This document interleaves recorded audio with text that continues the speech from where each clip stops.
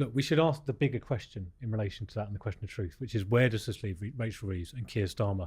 And I wanted to give you a little insight into our craft, our job. So normally when you do, something happens in journalism and you try to ring round ministers and cabinet ministers, and it's actually really hard work. You're trying to get people on the phone, bump into them in places and get their reaction to an event.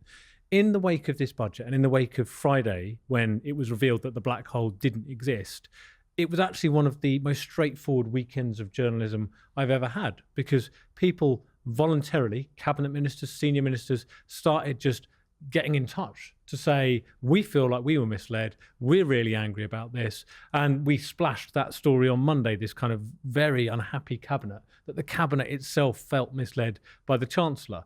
And what I would say more broadly is when you get to that point, when you get to the stage where ministers are making very clear that they are unhappy, you're slightly in the kind of, it feels to me in reporting terms like the end of days territory. It was like when Boris Johnson all folded and the briefings started flooding in. People are very unhappy. So look, we have a high tax, high welfare budget, as Patrick said, which is probably enough to win over Labour backbenchers and Labour MPs, but you have a very unhappy cabinet who are really concerned about what's happening. And that's why May, when we get these elections, is going to be really messy, and that pressure is going to start to tell more and more.